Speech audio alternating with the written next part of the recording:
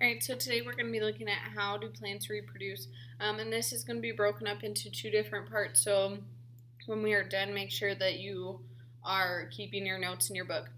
So make sure that you've got these notes out, lesson 3, and that you're opened up to page 102, it should be. How do plants reproduce? The petals are often the most colorful tissues of a flower. Animals may be attracted to a plant by the petals. Not every flower has showy petals. The tassels at the top of a corn plant and ears of corn are flowers. And so if you've ever seen an ear of corn with the tassels on there with where that you have to get off before you can eat it, that's part of the flowers of it, and it's not very pretty. The stamen is the male part of the flower. Pollen is a grainy, often yellow powder, is made in a tissue at the top of each stamen. A single flower may have many stamens. So just looking at the different parts of the flower, the blank are often the most blank tissues of a flower. And that's talking about the petals are often the most colorful tissues of a flower. And then going on, the blank is the blank part of a flower. So the stamen is the male part of the flower. And then when it's talking about a grainy, often yellow powder, I know that that is the pollen.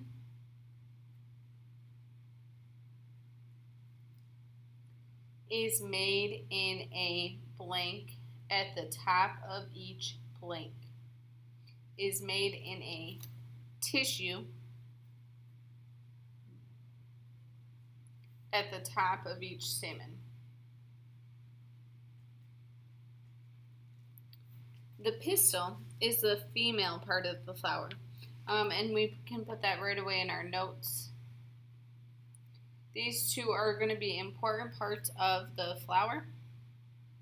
That is the female part of the flower. A pistil often has a bottle shape with a wide bottom and a narrow neck. A flower may have more than one pistil.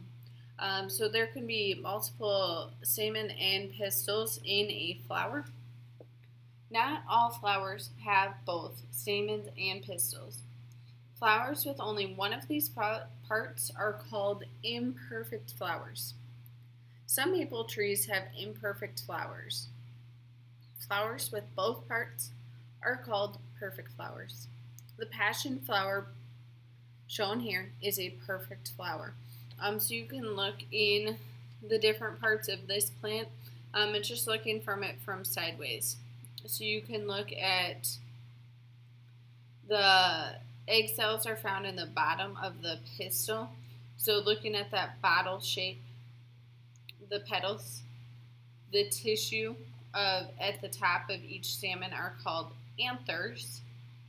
And then the tissues at the tip of the pistil are called the stigma. You'd have to look pretty closely at a flower to see these parts, but if you look closely, you can see all these shapes.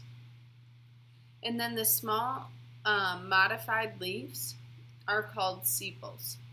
They cover the flower when it was just a bud. So the part of the leaf you can look, a lot of times comes at the bottom right before the petals, they used to be leaves that covered the small bud of a tree or of a flower.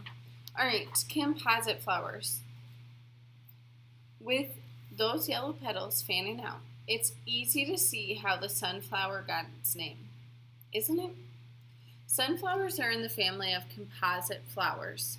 At first glance, this looks like one big flower.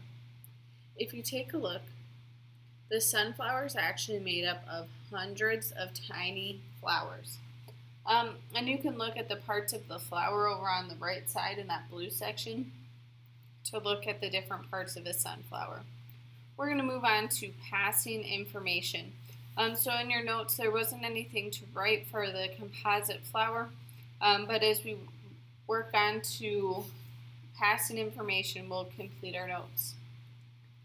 Plants must have a way to reproduce before they die.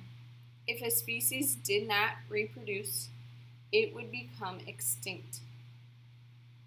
When plants reproduce, they make new plants that usually look like their parents. So it's just like animals, it's just like humans. When they reproduce, the new flower looks most often like the parents. They have the same shapes of flowers and leaves. For this to happen, plants must have a reliable way to pass information from one generation to the next. This information is in DNA. DNA contains all the information for making flowers, leaves, and every part of the plant. Sexual reproduction is the passing of DNA from two parents to their offspring.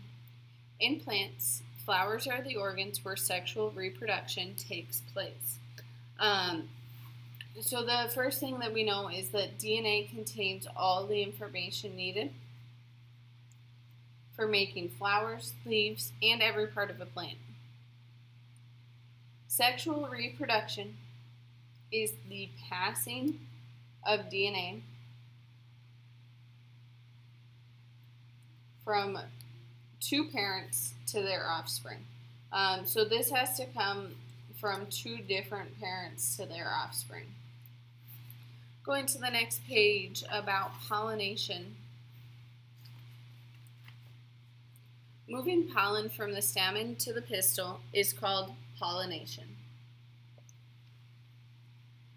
Pollination can involve stamen and pistil of the same plant or of two plants. So since there's a stamen and a pistil in the plants or in one plant, it could either come from the same plant or plants coming together. Pollination takes place in different ways. Wind or water can move pollen. Insects, bats, and birds going from flower to flower can also move pollen. Some plant species are pollinated in only one way. Other species can be pollinated in many ways. So this is something where it's not the plants moving together to reproduce. It's actually the air, animals moving around the pollen to help reproduce. Once pollination takes place, a tube grows from the pollen down to the egg cells in the bottom of the pistil. Special cells called sperm cells travel down the tube and join the egg cells. The joining of cells is called fertilization. Fertilization is the first step in the life of a new plant. So when that pistil and the stamen, they come together, they're helping to create a new plant, and that can't be done without pollination. So pollination is the movement of pollen from the stamen to the pistil. Alright, and then we come to the last section for today, the combining of DNA.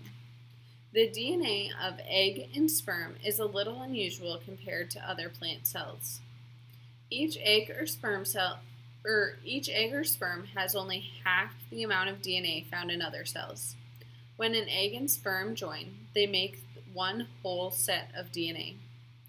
As days pass, the fertilized egg will grow, divide many times, and change. The result is a seed with a tiny multicellular plant inside. Every cell of the new plant will have the same set of DNA. Sometimes the other parts of the flower grow around the seeds to be something tasty, such as an apple or an orange. The young plant will grow to look much like the parents. There might be differences, though. That's because half of the young plant's DNA was from each parent plant. For example, when pollen from a plant with red flowers pollinates a plant with white flowers, the offspring may be a plant with pink flowers. And that's where we get a lot of the differences in our plants, is when different plants come together and pollinate. That's when we get the different variations of plants. So oftentimes the young plant will grow to look much like the parent, but there might be differences in